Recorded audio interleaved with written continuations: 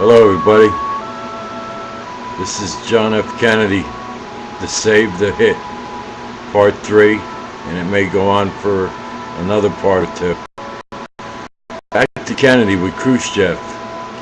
Kennedy also reminded Khrushchev about MAD and how they had the pact with MAD, which MAD was, it stood for Mutual Assured Destruction. We and Russia had enough nuclear ugliness, hellishness, weapons to destroy this earth, and it was assured. It was mutual assured destruction. So Kennedy reminded Khrushchev of that, and that was basically the real kicker that ended it, and backed off and made old crib kicker Khrushchev blink and agree and admit, you know, to get the weapons off of Cuba and back into Russia. And there you have the save. John Fitzgerald Kennedy saving the world. Fact. Absolute fact. Okay, I think that's about it on that. Now over to LBJ with that party. I didn't totally finish the tape on the two rifles, but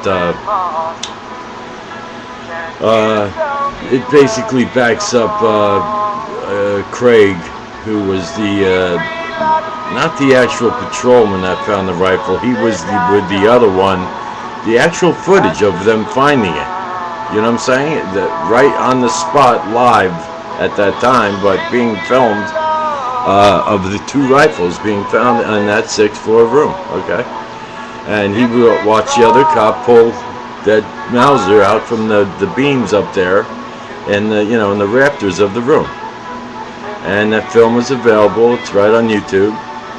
Okay, who knows? Now it's been almost a year since I've seen these films. Somebody might have deleted them for some reason. Anyway, so we have Mauser disappearing because it didn't fit the plan. You had the 3 shell casings from that and so they went with that. They didn't have any shell casings from the Mauser, and so they stuck with the Carcano, and things were all jammed up there, as you heard on the tape. It just didn't jive. And even the powers that be were backing up the officers who found the rifles. Now, also, there is a shot of a Caucasian man in the corner up on that floor, and an Afro-American in the same floor on the other end of the room. Okay, they don't show them with rifles, but they show 2 of them up there when Kennedy was passing through in that motorcade. Okay, now you go figure on that one. Okay, now here also, as far as Oswald goes, he may have had a rifle in that brown package that he brought to the work that day at the depository. Okay, but I don't believe he fired no rifle. Okay, another thing too. Later that day, when they were working on him and that, checking him for paraffin and stuff like that, which is a chemical that comes off of from firing a rifle or any weapon. Okay, they didn't find no paraffin or any of that on his cheek, which he would have had to had with that Carcano rifle. Okay, it was on both of his hands, and the chief was asked twice by a reporter, did Oswald fire a rifle? And all that chief would say is, he fired a gun. And they asked him again, well, can you tell us if he fired a rifle? I can only tell you he fired a gun. Okay, that was the end of the story on that. Okay, that's basically the dead horse. Okay, the only thing I think Oswald may have done is obviously in the shit went down, okay, with all shots going off at one time, okay, two were like bang, test, okay, and it was, you had like 4 shots. You had like you had at least one from the 6th floor. You had definitely the last kicker from behind the fence in the grassy knoll. All the people ran away. People, even the cop on his motorcycle, almost made it to the top of the grassy knoll and fell off his motorcycle, and him and the motorcycle rolled all the way back down that hill. They didn't run towards the book building. No. So also now with well, let's get to LBJ here. I know I'm skipping around a bit. Now, with him making that saying that night to his girlfriend, well, those Kennedys will never ever embarrass him again, and that's just a guarantee. The next day was the day JFK took the bullets in the head and neck. Okay? How do you like that? That's a very, very hideous, you know,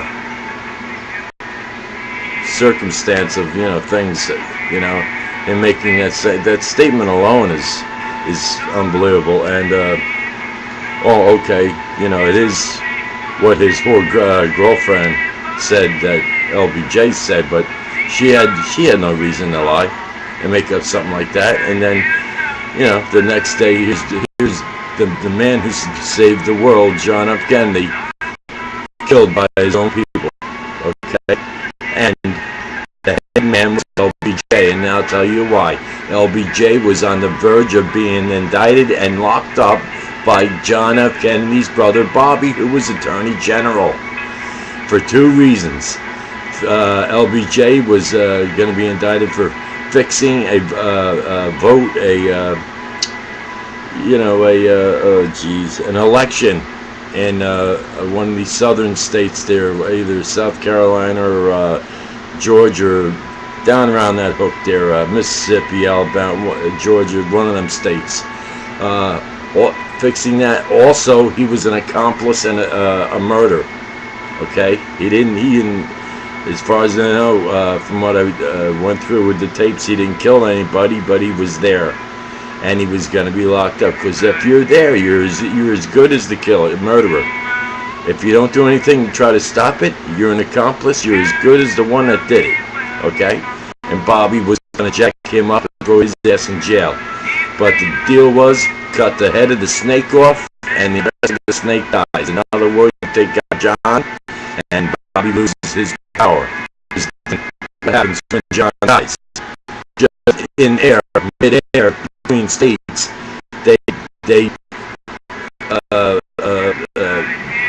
read Lyndon bullshit Johnson right in. You know, they swore him in the air between Texas and Washington. All right, now he was in power. Presidential, what do they call it? Presidential, basically, you know, get out of jail free now and all that stuff. Okay, and I didn't dig deep enough with Bobby, but I would say he took out Bobby. LBJ in the end, you know, wound up in a nut house in Texas. Okay, fact, probably from a guilty conscience. But that's what happened. You know, the way he stepped out and said, you know, I will not, nor will I accept any nomination for the presidency of the United States again.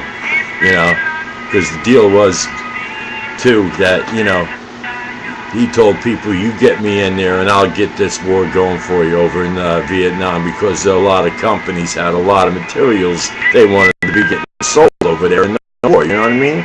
With the Bell helicopters and you know, the Chinooks and stuff like that.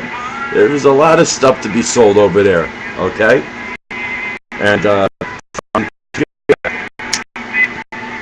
now, who did the firing? I don't know. I know the cop behind the if he was a cop, but he was wearing a cop uniform behind